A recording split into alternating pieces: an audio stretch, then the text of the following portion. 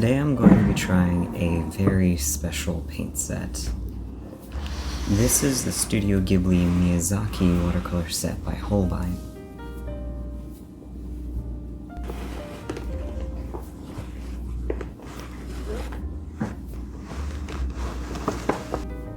The set is sold at the Ghibli Museum in Japan. Now, I didn't go to Japan, but I was lucky enough to know someone who was going, and he very kindly picked them up for me.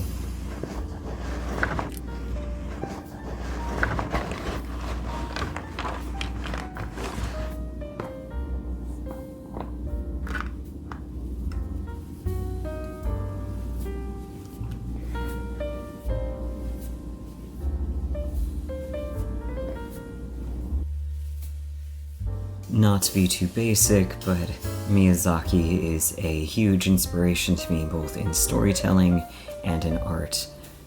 Watching his movies is almost the same feeling as actually going out in nature to me.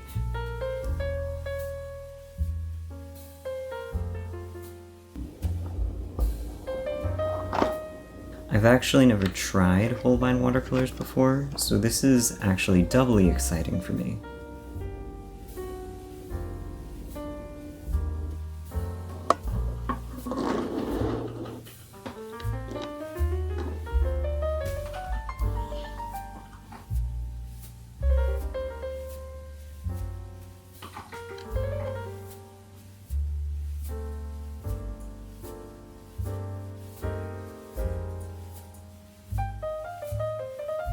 I was pretty impressed by these paints. The colors are intense and the paints are very well behaved. I didn't have any trouble getting them to do what I wanted, and they mixed really, really well.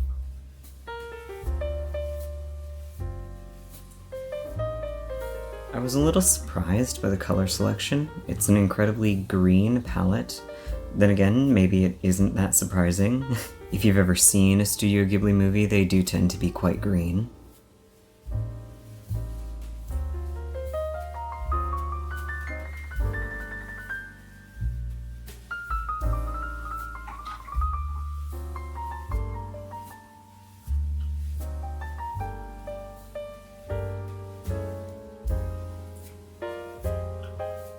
I swatched all the colors first to make sure they were in the right order, then jumped right into filling the palette.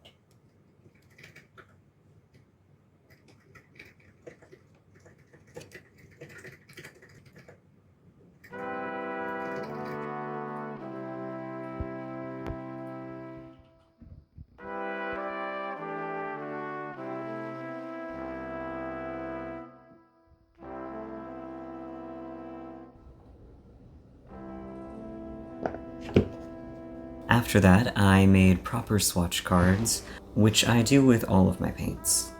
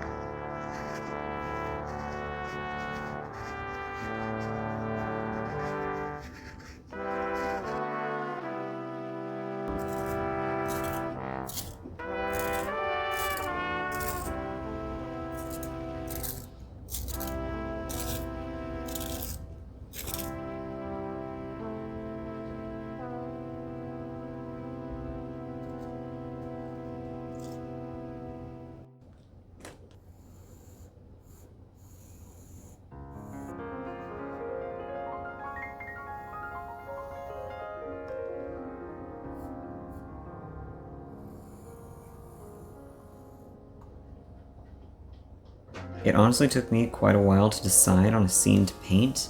I knew I wanted a Ghibli scene and not much else. Eventually I settled on this one, which I think is from Spirited Away, but I could be wrong.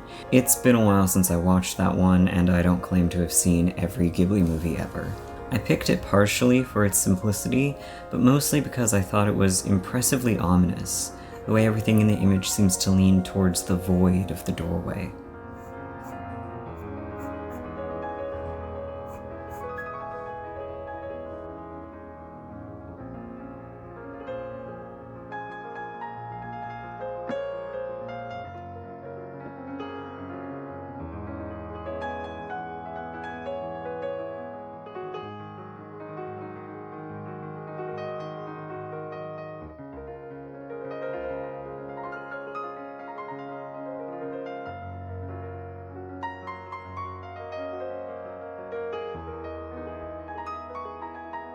I'm glad I chose such a simple image because I really struggled with this brush.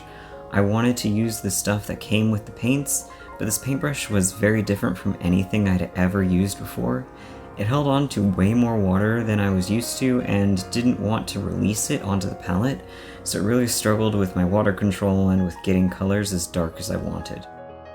Despite that, I really do think it turned out pretty darn good. Hand-animated cartoons are made using gouache or poster paints, so watercolors were never going to make a perfect copy.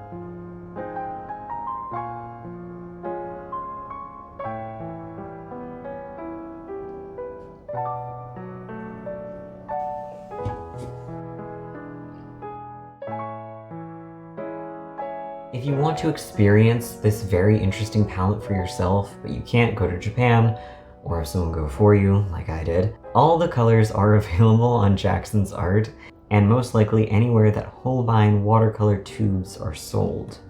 I did check. If you really do care about light fastness, I do have a few suggestions for what you could use instead.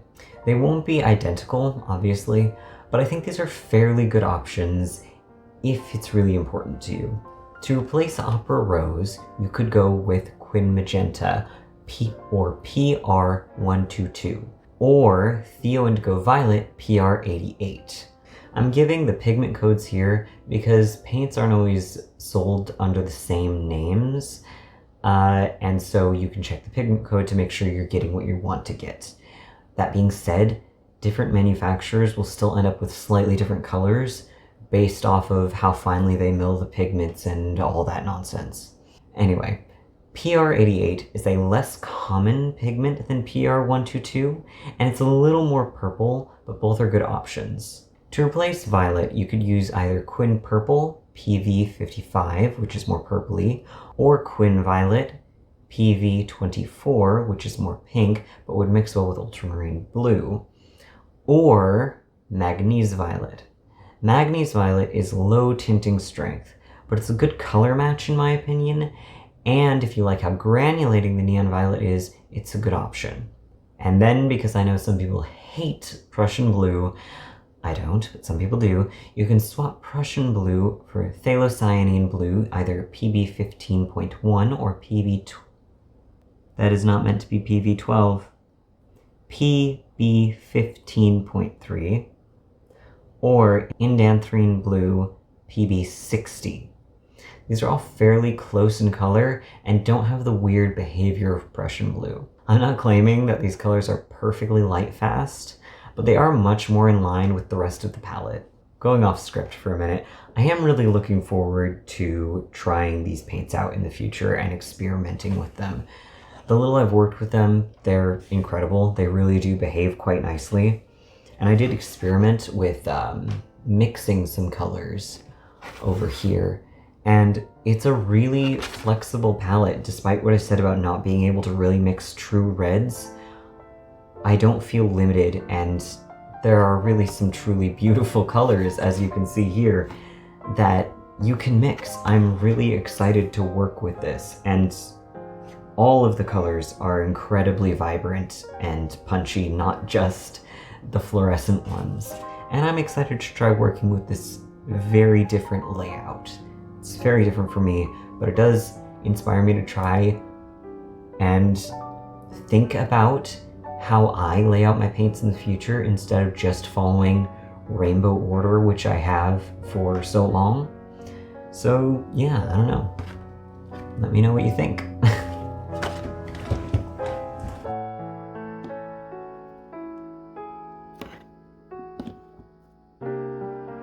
Like I said, I'm really pleased with how this turned out. Don't forget to check the description for the list of colors if you want to try the palette out, and if you enjoyed this video, consider liking, subscribing, maybe commenting if you're feeling saucy.